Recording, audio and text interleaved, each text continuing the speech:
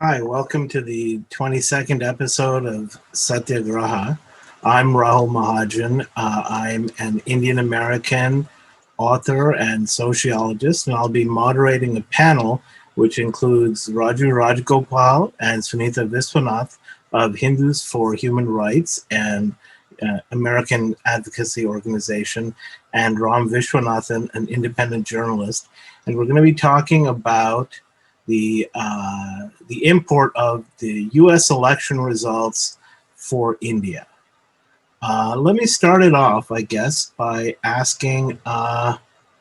There's a tweet by Medha Patkar a few days ago, and she said the election represents not just the defeat of Trump, but the defeat of what she calls the Trump card, to describe a method of actively promoting intolerance, hatred, and even violence against one's political opponents in India. Now, I'm sure she was, at least, it was an offhand tweet, and I'm sure she was overstating it. But any reactions to that thought in terms of what you can actually think about seeing in India? I mean, of course, given the context that the Indian right long predates any Trump or even the American right. Who do you, Sunita, you want to go first? Sure, I can jump in. Thank you, Rahul. So,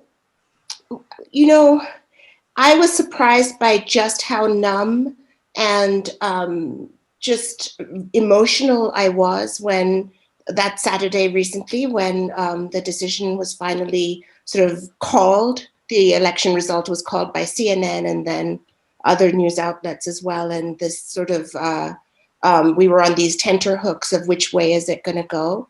And I was, I must say, I've been quite jaded through these 4 years and through the election. And I was even saying, well, Trump is obviously, we want to get rid of Trump, but the Biden-Harris ticket isn't my ideal ticket. And I just feeling very disillusioned overall. But then when we got this result, that Trump was defeated, the enormous emotional reaction that I had told me that I was actually suppressing so much hurt and upset and horror at what was going on in my country, this country, America, under Trump. So I just can't understate. I can't overstate the importance of defeating Trump. I mean, Trump card, Trumpism, just the whole package that he represents. We needed to do this, and I hope if he stays in the White House and refuses to leave, they get the marshals to get him out of there. I just think that there's been so much damage done that, I'm saying this because even 2 days before the election was called, I was just in a very numb state. And as somebody who's quite active in activism, it really surprised me at how much I had been bottling up. So now coming to India, I'm disappointed about the Bihar elections. I think there was a lot of hope put on the Bihar elections. And I think Indians have a lot of work, Indians who are social justice minded have a lot of work cut out for them. In terms of I don't know if the defeat of Trump has, while as I just said, I'm really excited about it, I don't know that it translates to a defeat of that kind of authoritarianism in India. I don't, maybe I would be saying something more hopeful if Bihar had gone another way. But in terms of the Biden-Harris campaign, we have not seen enough yet to indicate that they are going to take strong positions for human rights in India. But I'll let my friends speak as well. Well, I think it's worth noting, of course, that it's not at all clear that the so-called Trump card has seen an end in the United States, and that this was perhaps the first US election in living memory, in which there was a great deal of concern and speculation about how much election day violence there would be. Yes. Yeah, I think maybe to add on to that, something that became very clear while observing this election, sort of I'm in a space where there are many internationals, students from all over the world, and something that was quite striking was that every country seems to follow two elections, their own and the United States, which was something that we thought perhaps is the mark of a bygone era, that the US is still not sort of this dominant international power, and yet its importance seems seems to remain, and in that context, while Megha Patkar's tweet might be somewhat hyperbolic, it's definitely true that if you look at a global landscape of authoritarian leaders, the ones whose fall will have the most ripple effects is certainly Trump's. Yes, and I guess we should probably just briefly review the actual election results and a little bit about how they're perceived here before we get into the broader picture. So while it was looking like a very narrow election originally, Joe Biden is going to end up winning the popular vote by about 4 percentage points, which in the US context is actually not such a slim victory. He's going to win 306 electoral votes, which interestingly is the same number that Donald Trump won in 2016. The Democrats held on to the House of Representatives, but they lost seats. We still haven't finished all the vote counting, but maybe on the order of a dozen seats, maybe a little bit less. And the Democrats may take control of the Senate if the special runoff elections in Georgia in January both go their way. Otherwise, the Republicans will maintain control of the Senate and there will be divided government. And I think it's fair to say that although there has been a lot of back and forth, many people on the left in the United States feel that this was not the resounding denunciation of Trump and Trumpism that they wanted. It certainly does not seem to have affected the rest of the Republican Party. So there was at least a fair amount of what we call ticket splitting, where people voted for Biden for president and then voted Republican down ballot for their own representatives. So all in all, it represents a bit of a pendulum swing away from a president who is increasingly seen as crass, possibly criminal, and more or less completely unfit for the job. I guess one minor thing we could talk about is there's a number of personnel changes that may be of interest to Indians and Indian Americans. So, for example, we're now going to have a half Indian vice president of the United States. We've had a number of progressive Indian politicians who have been reelected to Congress. One thing I like to think about is that one of my least favorite Indians, Ajit Pai, the head of the Federal Communications Commission and the man who ended net neutrality in the United States, is not long to retain that chairmanship and may even leave the FCC. Has Hindus for Human Rights, was it involved in any way in some of these electoral battles? Yeah, if I may, not involved in the sense of supporting any particular candidate, but more in terms of educating the Indian American public, because the strategy that the Hindu right wing used this time was very different. In a way, they wanted to keep eggs in both the Democratic and Republican baskets. and poured in huge amounts of money to candidates in both the parties. But they also use money power to try to pressurize the Democratic Party in terms of, for example, Biden's statement against the CAA at one time.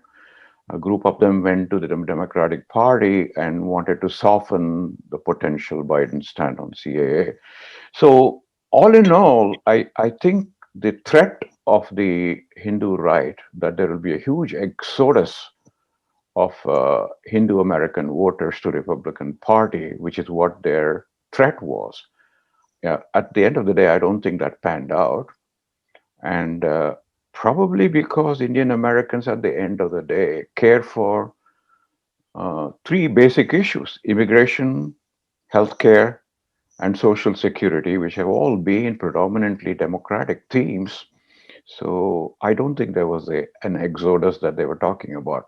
But coming to specifics, yes, some of the candidates, in my view, exhibited a very bad case of double standards, quoting the Indian American, Hindu American voters in the US with all the good things they would do for them, and taking advantage of the multicultural milieu in the US, at the same time refusing to say anything at all about what's happening in Modi's India. And I think that may have led to the defeat of Sri Kulkarni, who was a Democratic favored candidate from Houston, who was standing against a Republican who has been accused in the past of Islamophobia. And yet Sri Kulkarni got defeated because he exhibited this very obvious case of dual standards. So that's an area we were involved more in terms of educating the Houston electorate, in terms of bringing to them what was happening in India and making them consider that in their voting pattern. So, yeah, in that sense, we were involved, but we've also been involved in trying to bring on board Congressman Raja Krishnamurthy from the Chicago area, who has been very much influenced by the Hindu right wing. We've been trying to educate him again about his double standards. We can't say that we've had much success yet, but our thought at the end of the day is we need to educate in not just Indian American lawmakers, we need to move forward to educate many more American lawmakers, including perhaps the Black Caucus, the Progressive Caucus, and so forth as we move forward. Well, there was quite a change, of course, in U.S. relations with Modi in particular, from a time when the Bush administration was very wary about him and held him at arm's length, and when Obama came in, that was all erased, and of course he became a traditional friend and ally in the way that diplomats talk about. And of course, that continued under Trump. Ram, from where you're seeing, were there any races that jumped out at you as of interest to Indians? I think perhaps a race that wasn't looked at closely because it was quite a sort of simple race was Ro Khanna's race in the 17th district in California. He ended up winning it by, I think, close to 75% of the votes. But I think what was revealing was that the Republican candidate was someone on whose race was almost or to a large extent funded and supported by sort of Hindu nationalist affiliated voters, both in sort of Santa Clara, Fremont area, as well as across the country, who sort of were upset with Ro Khanna's condemnation of Hindutva. In fact, the Republican candidate Ritesh Tandon, his sort of entire campaign was actually launched out of the house of an OF-BJP member. And the extent to which he was supported, an entire sort of pack was created by some of his supporters to support many sort of pro-Hindutva candidates across the country, but in particular him. I think that revealed it was never going to be a serious race, but I think it sort of served as a warning shot that they wanted to send Rao Khanna, sort of saying that, if you condemn Hindutva, this is what we will do to you. We will back candidates against you. I think Rao Khanna's response has also been, quite firm, and he sort of stated that the majority of his constituents, like him, believe in sort of pluralist values, and I think the election results vindicated those statements. But it was definitely quite illuminating in a way of the extent of Hindu nationalist influence in the US elections. Well, it's very interesting that you mentioned that, and there's a sort of traditional tactic used in U.S. electoral competition, where here, unlike we don't have a parliamentary system, unlike in India, so candidates don't simply get a ticket from a party based on an internal vote. They have to run in a primary. And it's been a kind of standard strategy. For example, if there is a black congressman in a safe Democratic district who is too progressive or too out there on something, to get primaried by a centrist, often corporate-friendly candidate who is also black, right? So as to not have to deal with any kinds of partisanship based on ethnicity, but simply present somebody who is seemingly less offensive, less out there in a way, and it often works. And we may be seeing the evolution of something similar here as Indian Americans continue to play a growing role in U.S. politics. On the health side, we're seeing, presumably we're seeing an end to Seema Verma, one of Trump's team, who's played their particularly dysfunctional role in allowing COVID to ravage this country. Biden, not surprisingly, has his own Indian who's already on his coronavirus task force, Vivek Murthy. Some people probably are wondering whether the ascent of a new crop of Indians in probably key positions in the United States, what this means for relations with India. Does anyone have any thoughts on that? I'll jump in, and by the way, I'm speaking for myself. I'm not speaking on behalf of the organization on these things that I'm saying. So, all the excitement that came in the media and on social media when Biden-Harris won from Indians in India and around the world, that we have somebody with Indian roots and Hindu roots in the White House. I guess just personally, I don't share that at all. I think that you can have somebody of absolutely any race, any ethnicity in some position of power, and that could be good, and it could just as equally not be good. It depends on what they stand for. And I will not I cannot get excited that we have Clarence Thomas on the Supreme Court because he is Black. I mean, that's the most sort of obvious example of this. But, it's great that we have Kamala Harris, but let's see what she does. Let's see what she says. And I'm very hopeful I'm a hopeful person.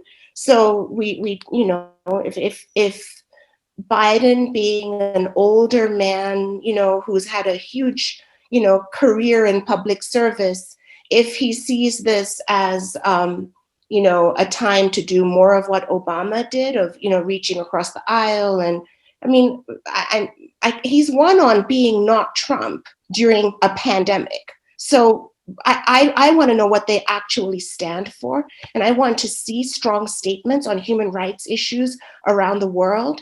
And it would be really fantastic if, the Biden-Harris campaign, especially, Joe Biden, as an older statesman, says, this is my chance to, prove to the world that I stand for XYZ. And if part of that is, speaking out against these atrocities of human rights in India, I will be the first to celebrate, but I'm not there yet. I'm watching.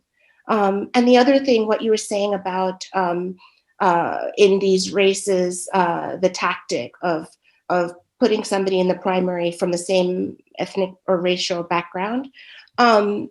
So it's interesting to me that I'm reading that in this presidential election, the vote for Trump from these populations, the African-American population, the Latino population, and the population of union members and their families actually went up from 2016. That's mind-blowing for me, because if you read one set of media, it's you think of impacted populations being vindicated because this election result is a decision for their rights, because we've been horrified by things like kids in cages and H-1B visas and all the issues close to our heart. But actually, if you look at the numbers, apparently the vote went up for Trump from those three populations and perhaps others. And I think that what it tells me anyway is that the lesson we were supposed to have learned in 2016 is that we should not think of groups as monoliths, and we should speak to people who maybe disagree with us and build those bridges. And, 2016 should have told us that we need to heal a divided nation. But if anything, perhaps, there's even more polarization now in 2020 than 2016. So I hope that not as political activists, but as grassroots social justice activists, I hope we can do more to bring that nuance into our activism and bring people into our conversations that we don't necessarily, agree with. And we sort of soften the polarization and make spaces where questions can be asked, people who don't toe the line can speak. I think these are really critical things over the next 4 years. Otherwise, I feel that we will probably get, I hope we won't get, but be more likely to get candidates that are like in the Trump ilk. Well, Trump, of course, himself, while constantly promoting white supremacists and white supremacy, also made a point of reaching out, especially to African Americans, in his own twisted way. And in India, of course, Modi has also done similar things with some degree of success. Yes. Certainly the question of whether the Dalits are going to be a strong source of support for the son is one that Modi is concerned with. But if we could, why don't we turn to the question of foreign relations? There's a number of things where one could at least speculate. Certainly, one might imagine, for example, that Kamala Harris being vice president would make India a higher priority in terms of U.S. policy. Of course, India has already changed its status in that regard considerably since, for example, the early 90s, when the Clinton administration literally went a full year in office without appointing an ambassador to India. One might also consider the Trump-Modi special relationship and the end of that people talked about. Trump's sort of extremely bizarrely belligerent turn towards China, which certainly Biden is not going to continue, and which I imagine has occasioned much support among at least parts of the Hindu right in India. And also, I would like to talk a little bit about the question of vaccines and vaccine nationalism, because what we're seeing right now is that a number of the rich countries have put in advance orders to completely basically hypothecate the full production of vaccine in the near future. In fact, some estimates are that the United States has already put in advance orders for more than twice what it is likely to ever need, while other countries, of course, left out. And this is part of an international order where for the past 20 years now, any notion about rules has been breaking down.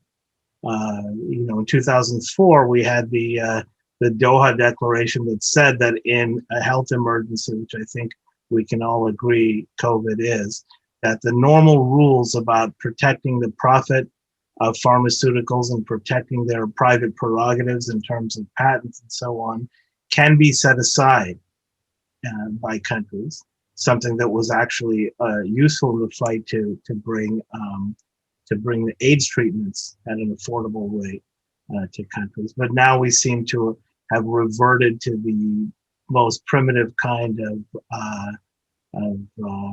pseudo-mercantilist capitalism here, where countries simply all try to bid against each other with private corporations who are actually not only subject to government laws, but also dependent on government funding.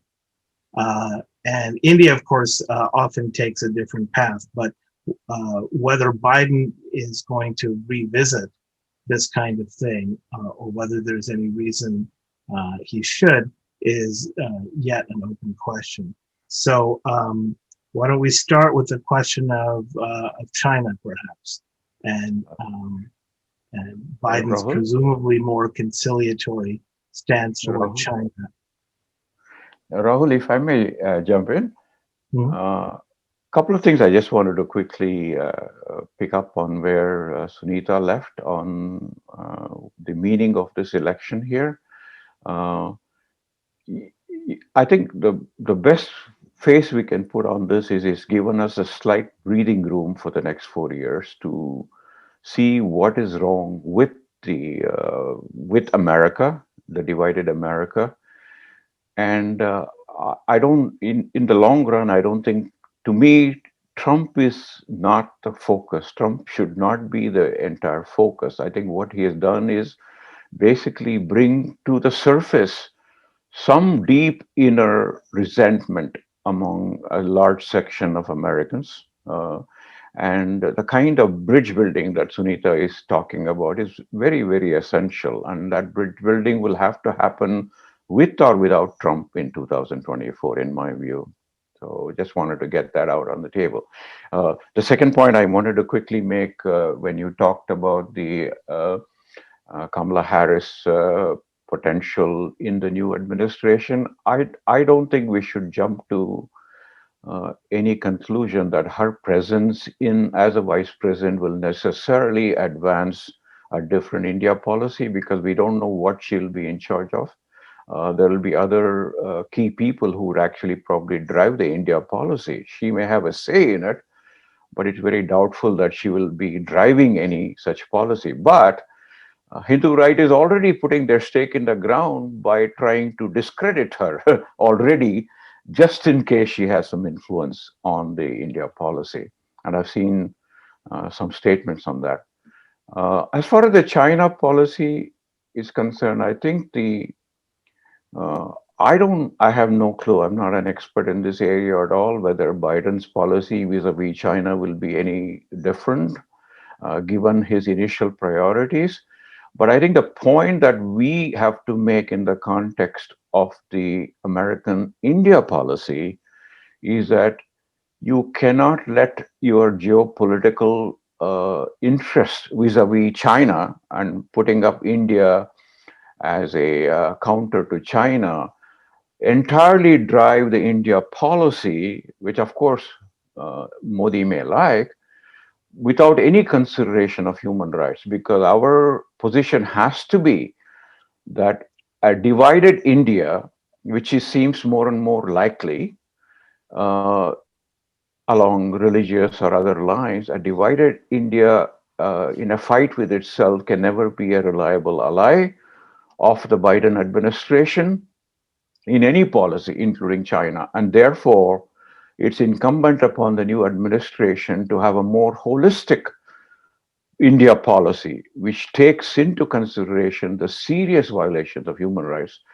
as essential to its policy, is what I would say. Not specific to China, but that is, of course, the main, elephant in the room, so to speak, in the foreign policy.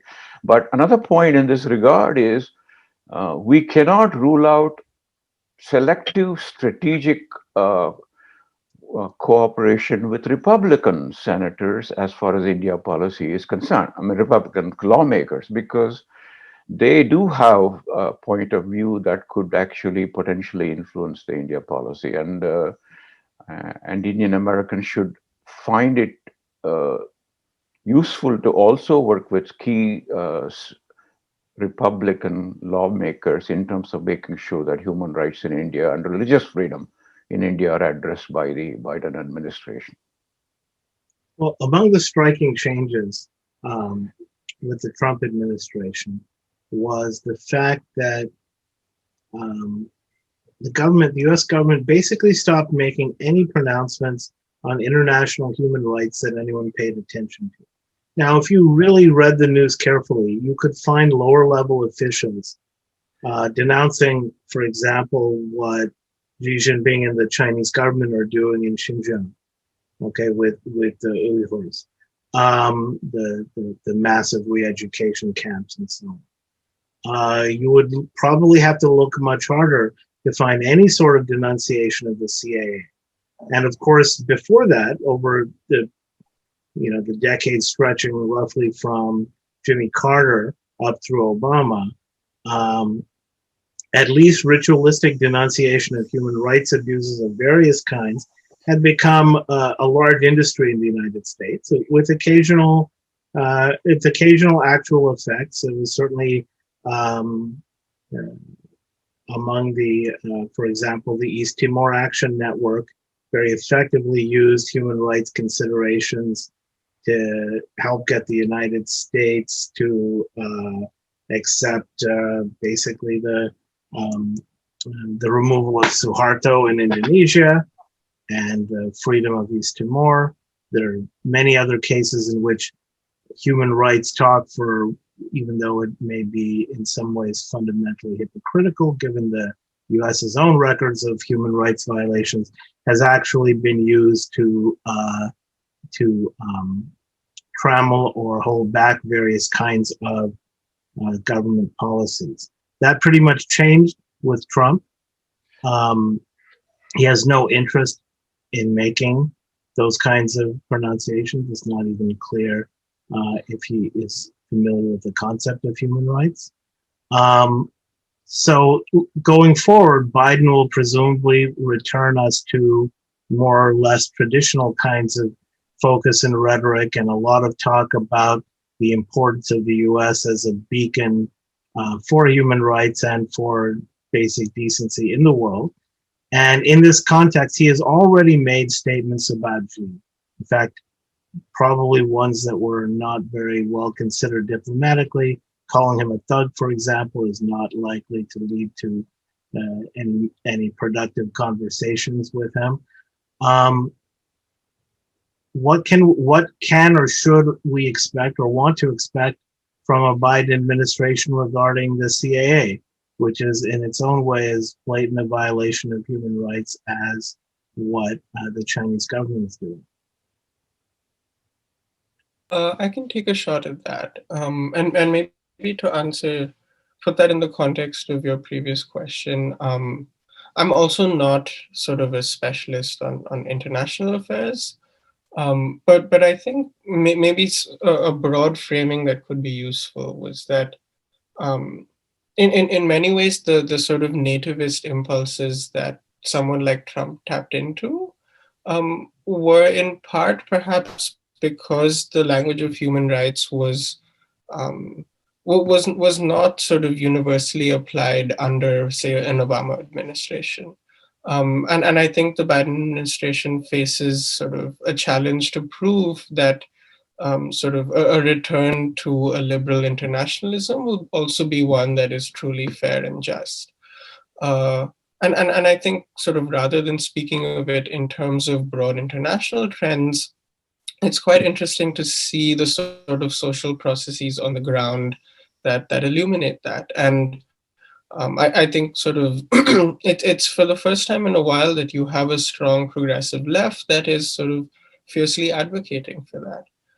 Before we turn to the CA specifically, sort of, it's worth pointing out that sort of the war and the crisis in Yemen, sort of a whole range of other conflicts are also sort of on the docket of a lot of progressive politicians who I expect sort of will be pressurizing Biden sort of throughout his 4 years. The same can be said, I think, of the CAA. And I think sort of the story of how that even came to the Biden campaign's docket is quite interesting. In part because sort of their lawmakers like Rajagopal, Khanna, and a whole sort of progressive wing of the Democratic Party that has been making statements about this for a while. And eventually, when that was sort of written on the Biden sort of campaign agenda, you saw this backlash that Raju and Sunita have spoken of from the Hindu right. And I think what's interesting is in the Biden campaign's sort of outreach to different communities, they use this quite clever and flexible mechanism of having South Asians for Biden, subgroups like sort of Hindu Americans for Biden, even Gujus for Biden, Sri Lankans for Biden. And what that allowed the Biden campaign to do was to make outreach to communities without those representatives who were making the outreach actual campaign surrogates. And so they could make claims that, hey, Biden will be great for trade between India and the US, Biden will support a strong India-US relationship, which are all true, of course. But and maybe sort of more subliminally, they would also say that, you know, Biden will not sort of put human rights on the agenda to an extent that would damage the relationship. I think particularly amongst the Hindu Americans for Biden group, which often had some figures that were sympathetic to Hindu nationalism, that was quite visible. But it's important to remember that the only statements Biden is responsible for are those that have been written out in paper by his campaign. And despite all the pressure, the Biden campaign has not walked back any of those statements. And so those statements are still sort of the main language that the Biden administration will have to base its agenda on. Of course, we know that, you know, election promises are never fully fulfilled. But I think the fact that that remains on the docket and that there remains this contestation on both sides, where I think even the sort of appointees on Biden's transition team or his early appointees on foreign policy and in the sort of Secretary of State will in many ways give an inclination of the extent to which he intends to follow through on those promises. But definitely there is this sort of inner contestation between sort of a progressive wing and well, not a conservative, but in this case specifically pro-Hindu nationalist wing. And let's remember that Biden himself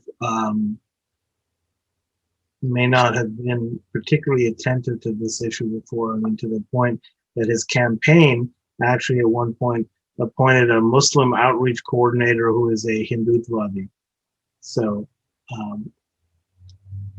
Now, that probably had nothing to do with Biden, and it was not, at least until near the end, a particularly well-organized campaign. But it's still kind of a striking thing to do. Rahul? Yeah. If I may quickly mention, Ram has written a very extensive article in the Caravan magazine about the Hindu-American Hindutva politics in the US. I just want to mention that for anybody that's listening. Ram Viswanathan has written a fairly comprehensive article on the Caravan. I think it last month, 2-3 weeks ago. I also wanted to just jump in, Rahul. You were saying about, during the Trump presidency, there not being strong human rights statements from the government. That's true from Trump himself, but there actually are surprisingly strong statements about the human rights situation in India right now from the State Department. There's a few of them, and there's also strong statements from the United States Commission on International Religious Freedom, USCIRF. And we have been, Hindus for Human Rights has been part of a coalition of organizations doing diligent advocacy in that DC Capitol Hill space, that hopefully have had some influence and have, in those statements being written. And I would only hope that if the State Department and USCIRF have been making statements on CAA and other issues in India during the Trump administration, we could leverage those to strengthen them in a Biden presidency. So that's a space that we see as an open space for us to go and do advocacy. I just wanted to alert everybody to the fact that we often go into these briefings on Capitol Hill quoting State Department documents to US lawmakers because they're not necessarily aware of them.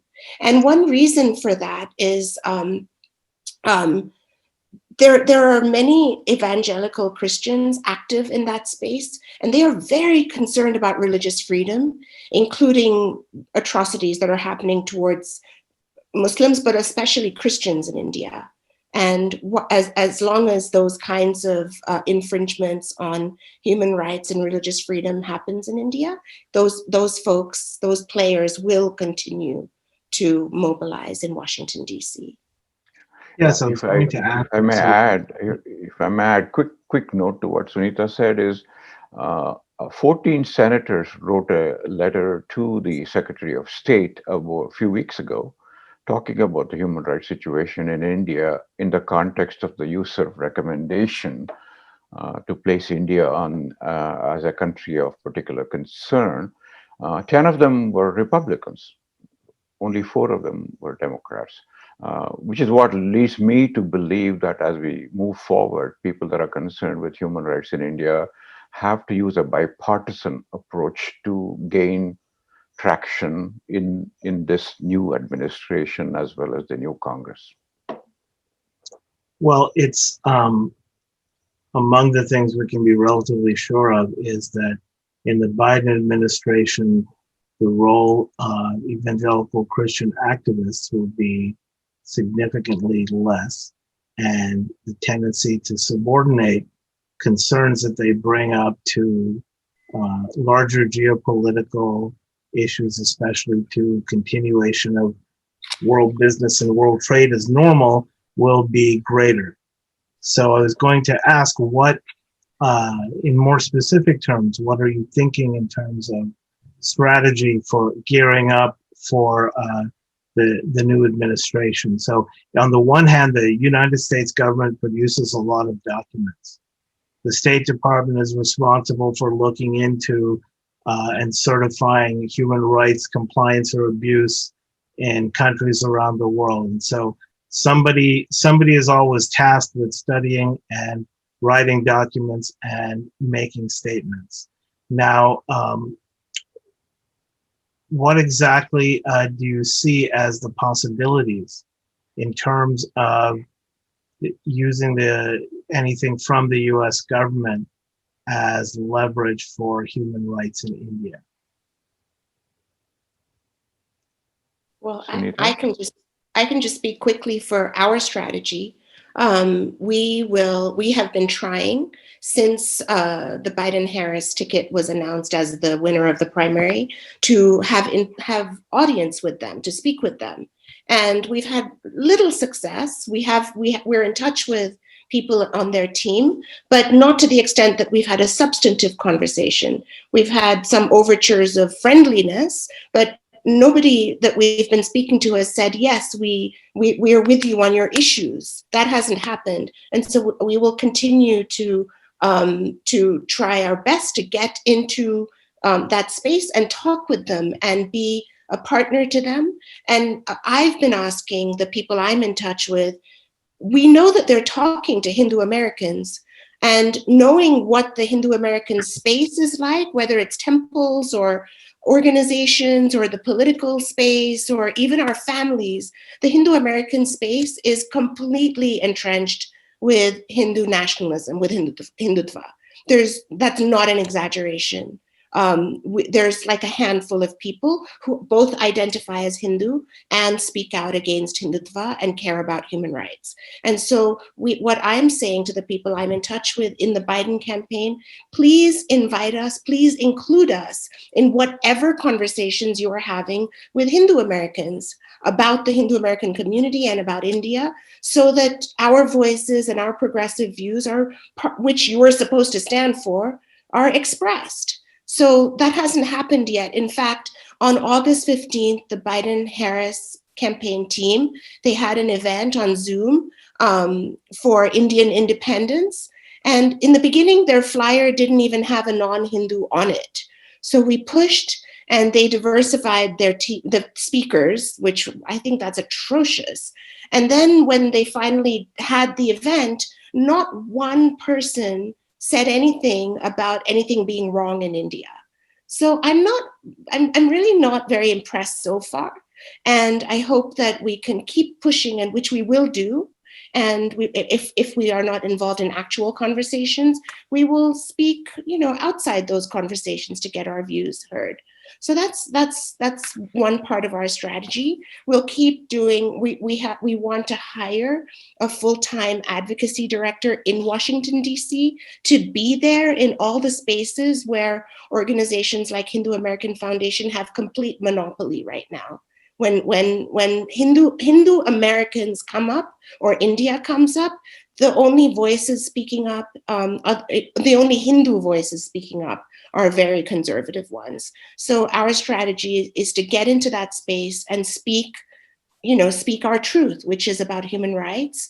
The one other thing I'll say before handing over to my colleagues is that this is a forum organized by the Socialist Party of India. And in the States, Ram alluded to this, there is a vibrant left, that a progressive left that is organizing, but there's a danger that in a Biden-Harris administration, those voices that speak out bravely on human rights and about class and class politics and the poor, those people, traditionally are marginalized from a more centrist mainstream ticket like Biden-Harris. And those are the groups that will speak out against, for instance, the Palestinian people and the atrocities committed by Israel. Only those people, the left, the DSA and Alexandra Ocasio-Cortez and Bernie Sanders and the Squad. And those are the folks that will speak out about the issues of human rights and poverty that I personally care about. And so, if there's anything Hindus for Human Rights and groups like us can do to lift up those voices that are in danger of being marginalized, that is certainly something I consider part of our mission for human rights and part of our strategy. Right. Raju, Ram? Ram, go ahead.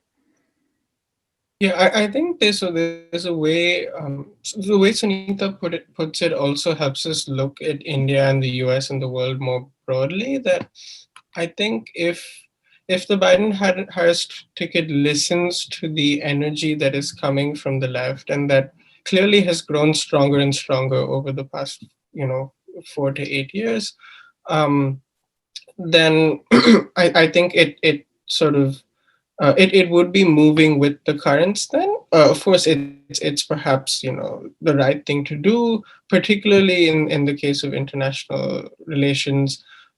Sort of when I said that sort of liberal internationalists have often not been consistent in their espousal of human rights, I think particularly people of my generation look up to people like Bernie Sanders and AOC as people who have been consistent in that regard, and as well consistent in their sort of pursuit of social justice domestically.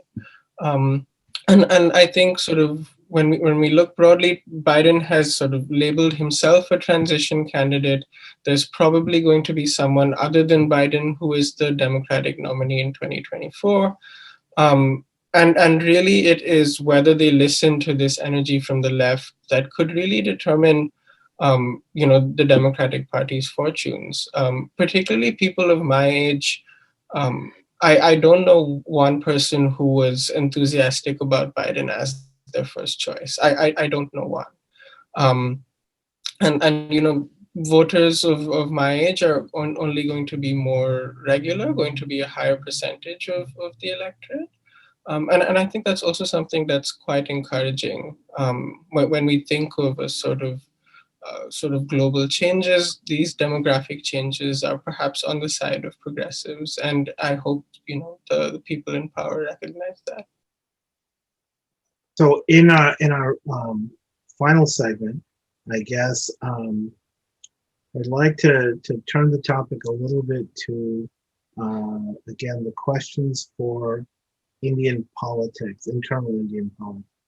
So Modi has often been put into a group of people that include Recep Tayyip Erdogan of Turkey,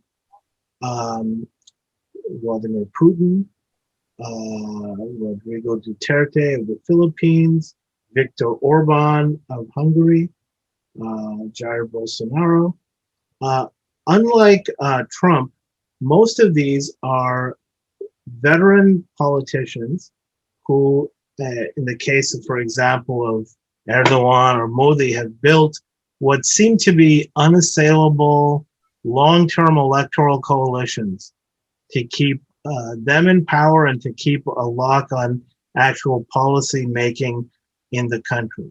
In the United States, the two-party system somehow means that you never build a coalition that sort of sweeps everything. You never get a time when 70% of the electorate is behind somebody. You don't get 80% popularity like Modi has hit in some of the polls.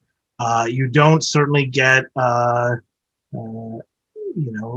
20-year dominance like Erdogan has gotten in Turkey in terms of control of national politics, and 20 years also to completely transform the nature of the polity. So given that, what do you think Modi has learned, or what do you think that those in the opposition in India can learn from these electoral results? I'll throw out one possibility, and then we have as a guest also Sandeep Pandey. So I'll start by asking him to respond. One thought that I've had looking at the vote shares in the 2014 and 2019 elections in India is the need for some sort of unification of the opposition. If you look at the votes, the Sangh coalition still doesn't get 50% of the vote, but the rest of it is hopelessly split among parties that are fractious and have no clear unifying principle to get behind. So what, either speak to that idea of figuring out some kind of unity or some other alternative to deal with the emerging electoral dominance of Modi. So Sandeep, if you could go first. Yeah. So thank you, Rahul, and thank you to all the panelists for this enlightening discussion. Um, yeah, I was just thinking when you were talking about these US elections, that how the situation in India is very different. And Rahul has just pointed out that unlike Trump, these other mostly men that he counted are seasoned politicians, and they have built a base which is unassailable, as he says. And I was just thinking, that in the United States it was possible to defeat Trump, but we are at a loss, here in India to figure out how to challenge this, dominance of the Hindu right, which has worked out the electoral arithmetic in each state, so that they either are in power on their own or in coalition with some regional parties, and they have a stranglehold over the power in Delhi, for the last 2 terms, and it doesn't look like it'll be very easy to displace them. So the nature of politics, I think, in India is very different. Not just because of the Hindutva, but also because of the caste arithmetic that they are playing up. I mean, they have identified these community leaders who have a following within their caste community, and they also play this politics, by the way, in India, where they will put up or they will support candidates and parties who are seemingly in opposition to them, but they act as vote dividers. So as you said, the BJP just got 31% in 14 and 39% in 19, but rest of the votes were divided, and they also play this politics that they put up people to divide votes, and therefore they are easily able to win. So I think it is a lot of manipulation in India compared to the United States, because of which it seems very difficult. Yeah, and one wonders if there's a need for a sort of refoundation. I mean, the Congress Party now seems to have no particular ability to get out of the trap it's put itself in, and yet as it continues to exist, how is it possible to create a more organized and unified opposition? The left is almost dead, electorally speaking, and so I'm wondering if there is a lot of talk afoot, especially in the aftermath of the election, some sort of broad-ranging party-based refoundation. Of course, it's particularly difficult in the Indian context. Yeah. So things are not very clear at this point in time. And by the way, there has been a left revival in Bihar recently. So it is not completely dead. I mean, in fact, they had the best kind of success rate in terms of the seat they contested, and they won. So it was surprising to us also that they have won so many seats in Bihar. And but I think at the national level, we are not going to see revival of the politics where Congress will lead a coalition. I think it will in the coming days, because Congress is unable to project credible leadership, and their problem is that if they don't have a member from the Gandhi family, they will be divided, like it happened last time when Sharad Pawar was trying to contest the Congress president's election. I mean, he had to part ways and he formed his own party. So I don't know what the future is with BJP so strong and organized. They have the RSS, which is like a bedrock, for them.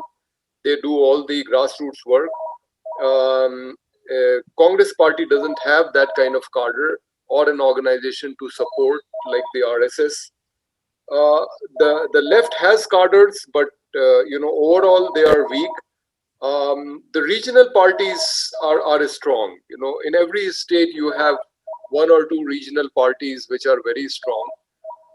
So I think it is probably going to be some kind of rainbow coalition, which will challenge the power of the BJP. If it is able to do so. It doesn't look like one party will be able to do it. Sunita, you had some thoughts? Yeah, I mean, maybe what I'm saying feels really obvious to me, but when I say it to people, it feels very counterintuitive. But for the last 10 years or so, I've been coming almost every year to India. And in the beginning, like 10 years ago, when I would speak to people in my family or, activist friends, and just raise the question of, well, what is an Indian citizen who is a practicing Hindu or just identifies as Hindu and cares about human rights of all of our minorities and doesn't agree with Hindutva, what is the role of such a person?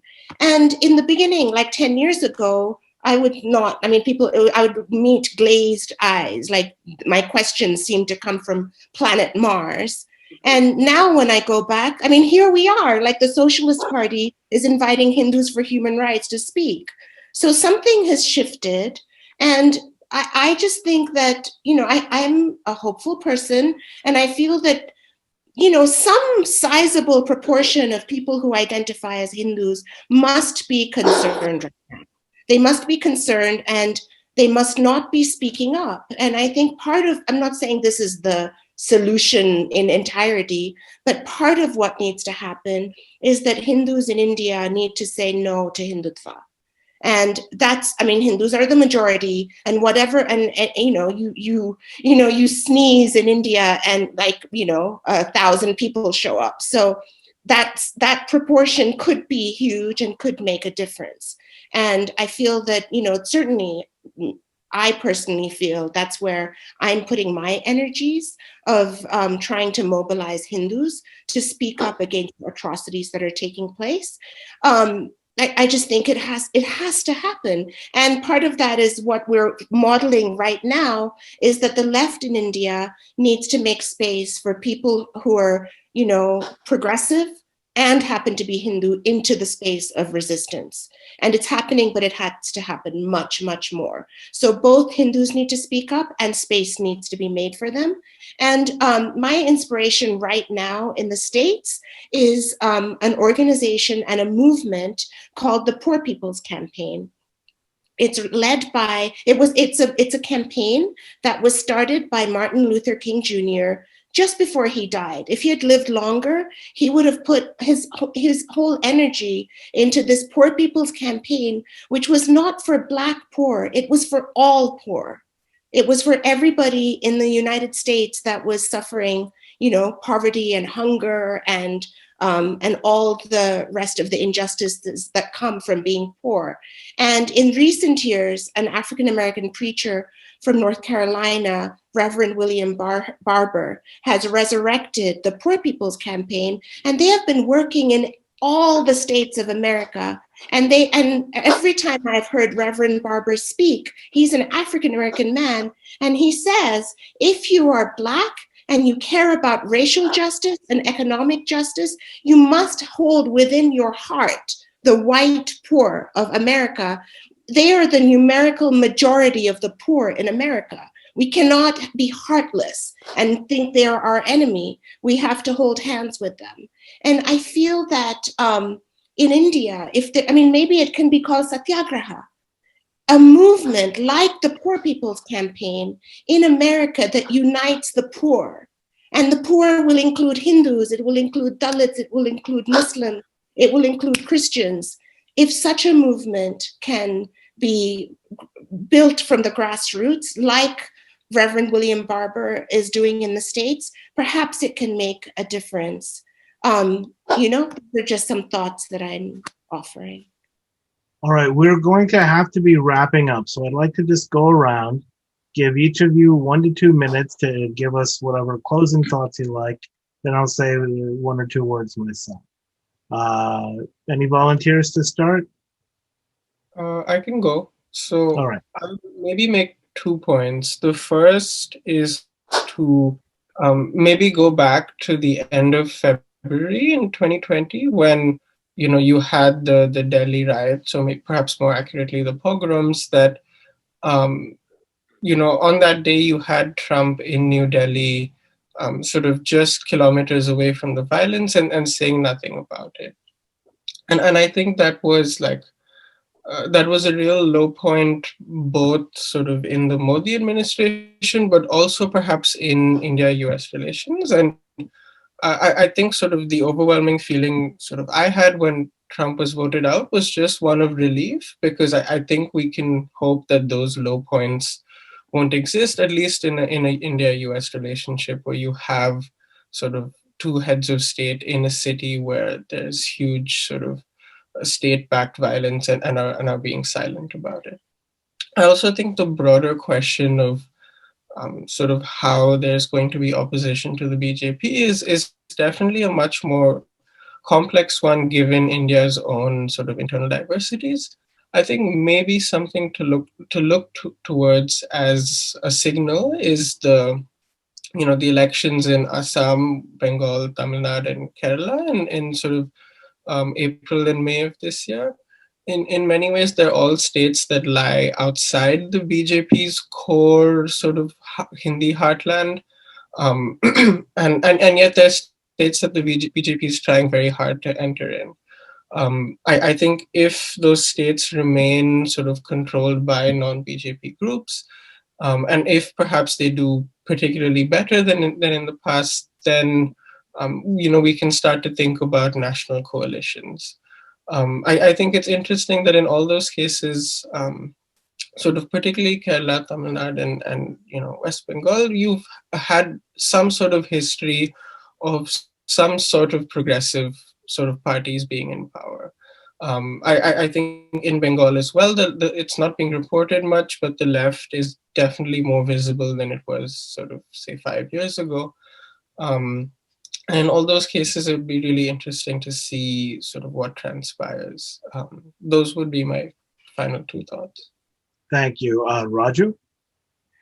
Yeah, a couple of thoughts. One, in relation to what we've talked about in the Biden administration, my view, I agree with Sunita's reading of not enough being done so far.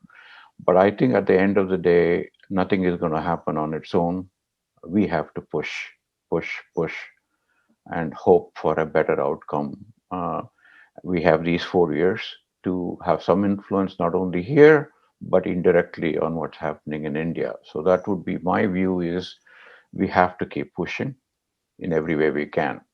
So on the matter of opposition in India, I totally agree with Sunita. I think idea of creating a brand new political opposition is far more daunting because you have a shorter term vision than to say that what we really need is a grassroots people's movement, not with any immediate political objectives. Maybe 15, 20 years from now, it may really have the impact that we would like, because there's certainly every reason to think today that given what has happened with the migrant labor, given what has happened with stripping out some of the the safety net programs, every reason to believe that somebody can in fact bring poor people in India together on basic rights, not around political office. So that is something an idea that I think we should keep in mind as perhaps a better chance of success, maybe 3 elections from now, rather than 2024. Thank you. Sunita? And I'll just end by saying this last winter, I was in India. A lot of us from Hindus for Human Rights were in India, traveling and meeting, our kindred spirits. For instance, I spent time with Sandeepji. And I was lucky enough to spend one full day, me and my colleague Giri, with Anand Teltumde and his wife. And it was a remarkable day, and it was sort of, there was this weight on the whole day's conversation of the knowledge that he would probably be imprisoned very soon. And the thing that he seemed the most worried about was the fact that so many people from the Dalit community are supporting the BJP and what to do about that. And I guess my parting thought for this conversation for India and for the United States is that we make space to talk about uncomfortable truths. The space for the discourse tends to be so polarized that if I talk about the fact that, what I said before about the percentage of African Americans that voted for Trump actually went up, that's the kind of thing that is very dangerous to say, because people are sort of wedded to a very flattened set of issues that they will adhere to. And if we can, in India, talk about these nuanced challenges that we have, I just think that it would just make us more. It's going to take a long time in India before we turn this juggernaut around. Let's use that time to really deepen our conversations, get to know each other, and trust each other to say what we're thinking. So many times the question that I have, I keep inside because stating it is going to complicate and disturb the space too much and maybe alienate somebody I'm trying to bridge with. Let's turn away from that kind of polarization and speak honestly with each other and build trust. I think that is what will that's what will position us for a win, as Raju said, several election cycles from now. Thank you, Sunita. And Sandeep? You're muted. Yeah.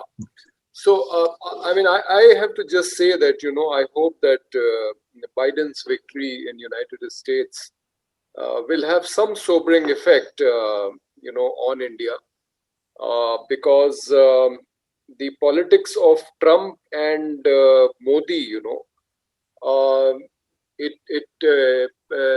they kind of got along very well because, they had some common traits. And I hope that with Biden coming to power and Kamala Harris being there, and hopefully, with more progressive policies, and the issue of human rights, especially as Sunita said, if is raised by the US government, then it will hopefully have some sobering effect. And that, I think, is the only positive that has come out of this election. We were hoping that we will have another positive result in Bihar, but it didn't happen. We have to wait for some more time for things to turn around in India.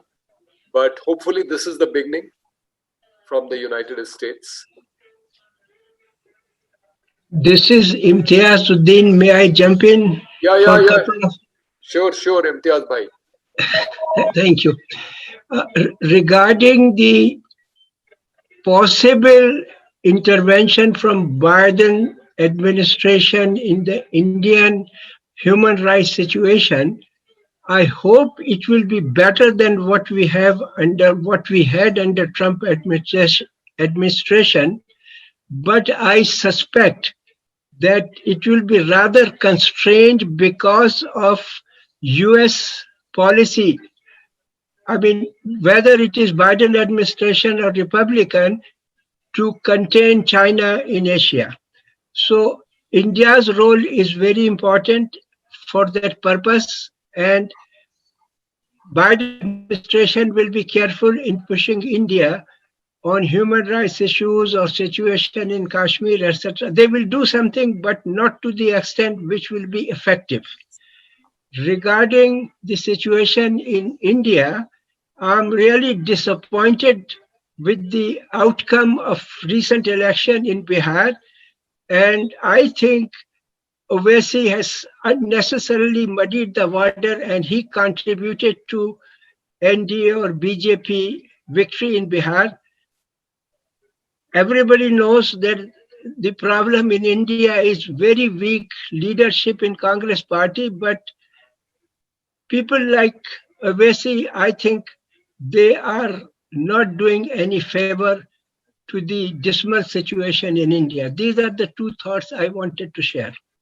Thank you, and certainly subject for fascinating discussions in the future, although we have to wrap up now. Let me just leave you with a thought that I have been grinding over for many years myself. So as you've heard, Raju and Sunita are fighting the good fight with Hindus for human rights, and Ram as an independent journalist, and of course Sandeep Pandey, who has started and been involved with multiple organizations his whole life, and currently with the National Alliance of People's Movements, has been spending his whole life fighting for human rights and for decent treatment of people. Social movements, non-governmental organizations, independent journalism, these have been considered to be fundamentally important parts of the public sphere of any liberal democracy. And it has been considered that politicians on all sides of the spectrum have to do what they do and take it limited and take into account the effects in terms of stimulating protests or advocacy actions or journalistic exposés that make them look bad. And these have been considered by some at least to be part of the fundamental checks and balances that keep liberal democracy in place. What we've seen, however, is in many societies, and I would include Modi's India and Trump's United States, the systematic ignoring of what were considered the foundational norms that are and institutions that are required to maintain liberal democracy. It doesn't matter if you look bad. It doesn't matter if there are multiple journalistic exposés. It doesn't matter if millions of people march in the streets, as long as you control the organs of power and of propaganda. And I think it's no accident that one of the strongest similarities between Trump and Modi is their massive Twitter followings. The only part of democracy that remains that seems to actually exercise direct potential sanction on authoritarian leaders in democratic settings is elections. Nothing else seems to have had the staying power.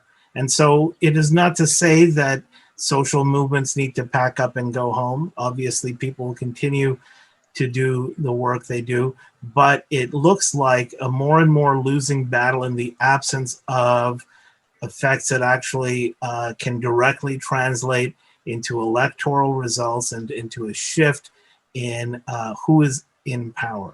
So many people have eschewed electoral politics deliberately for many reasons. In the United States, because of the limited scope that the two parties had. In other countries, because of the seemingly endemic corruption, and the corruption not just involving money, but the corruption of power involved in electoral politics. But at this point, it's seen to be leaving the one arena where you can actually have a real chance to stop the burgeoning authoritarianism, or even, if you like to call it, fascism of so many leaders around the world. And it's something that the left and that activists are going to have to think very hard about in the next few decades, even as we all bid a last fond farewell to Donald Trump and hope never to hear from him again.